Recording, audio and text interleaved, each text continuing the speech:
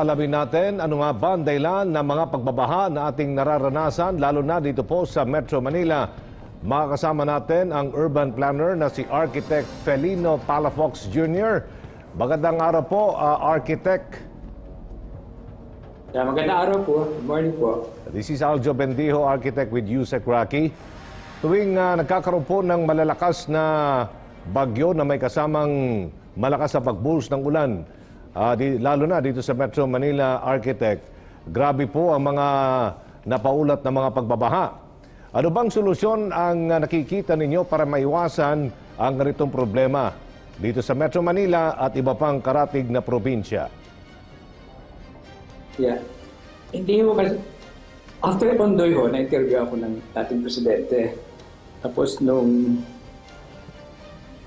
July 7, 2010, tsaka November 2013, nagpadala ako ng Malacanang ng 145 recommendations to address disasters including flooding ho.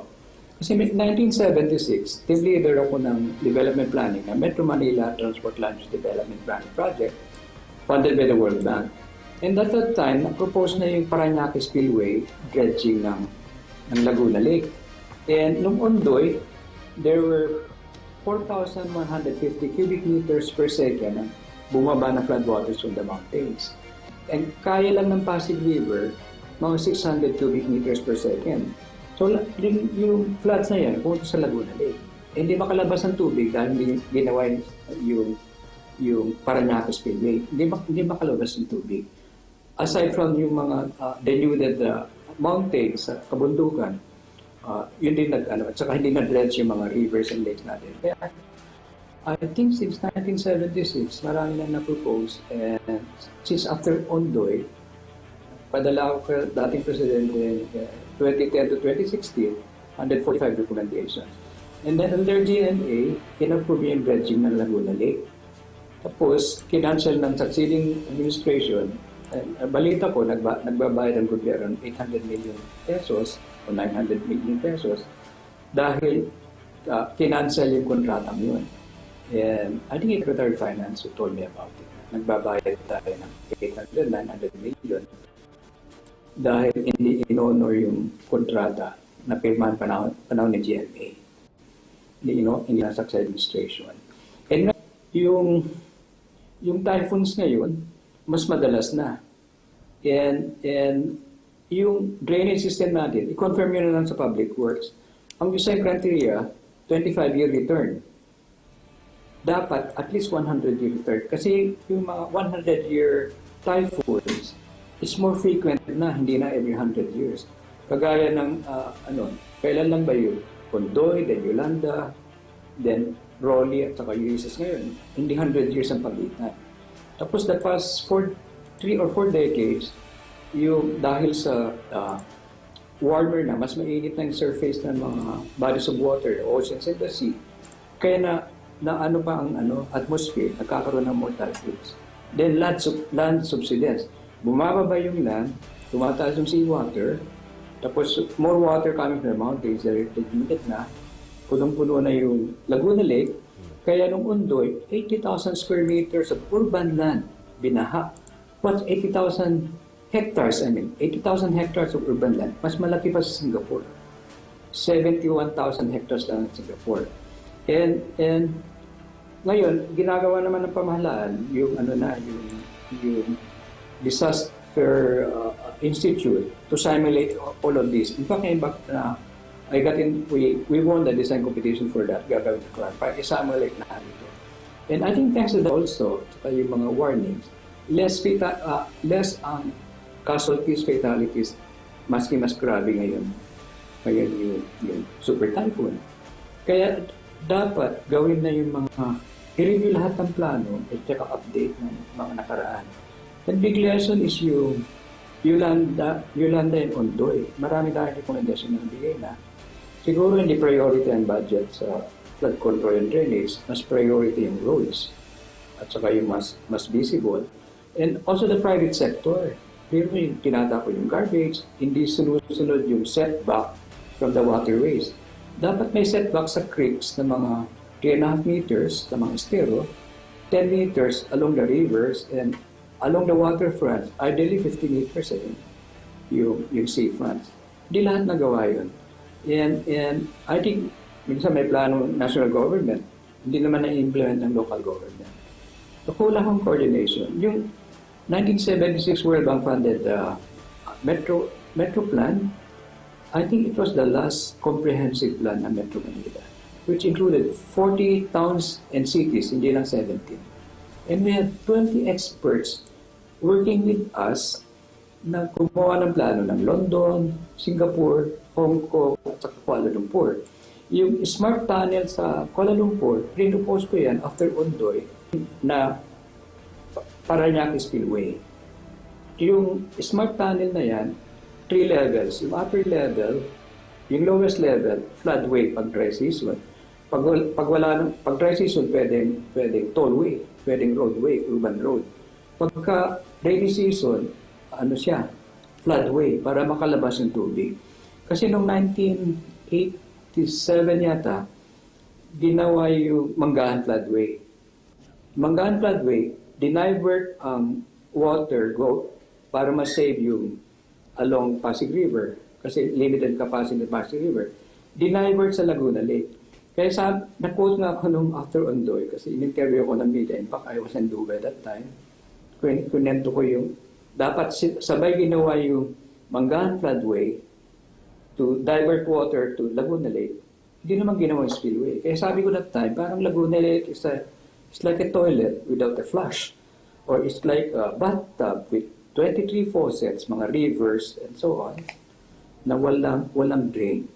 Kaya you don't have to be an expert to analyze that. Tapos, the siltation of Laguna Lake, I think less than 2 meters na average depth ng Laguna Lake. I think before, mga 14 meters deep yan. Opo. Kaya, all of these factors, dapat holistic, comprehensive ng approach. Opo. Including private sector, hindi lang dapat government. Opo. Architect, sa mabang panahon na problema po ng mga Pilipino, ito pong flash flood tuwing may bagyo. May nakikita ba kayong dahilan kung bakit hirap na hirap tayong resolbahin ito? Yeah, isa nga ho, hindi na-implement yung mga existing laws.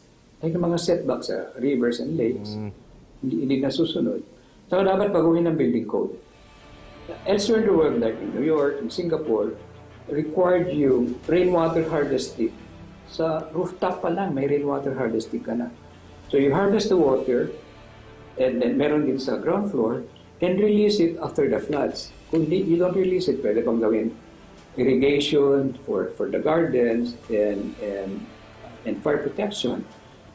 We have all the solutions po.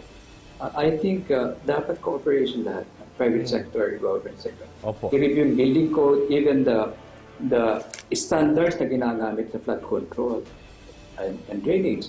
At dumami na talaga kasi nung araw, like Fort Bonifacio, puro grass. Ngayon ano siya, it's a central business district. Kung mas marami ng concrete roads, mas marami na ang roof. Dati, the rainwater percolated ground kasi grass lang eh. Kaya lumaki yung runoff water, hindi naman lumaki yung drainage system.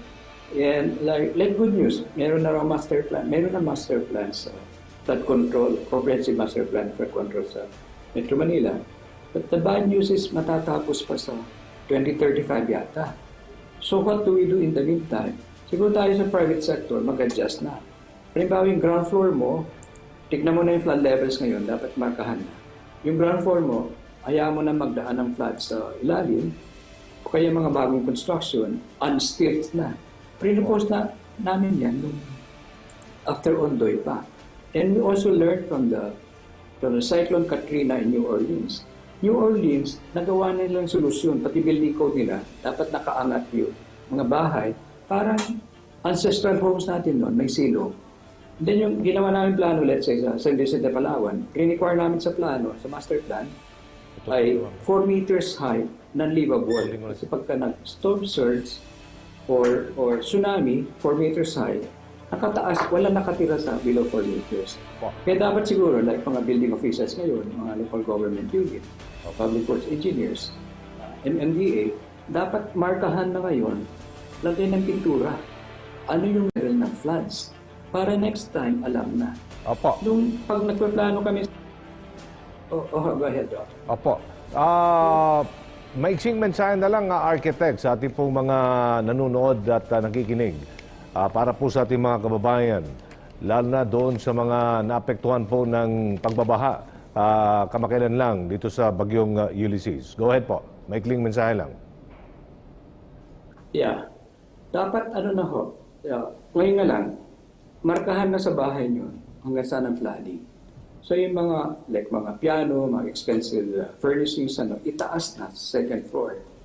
And then nakita natin nasa bubong yung mga tao. So nangyari ngayon, dapat maghanda na you can go up there faster.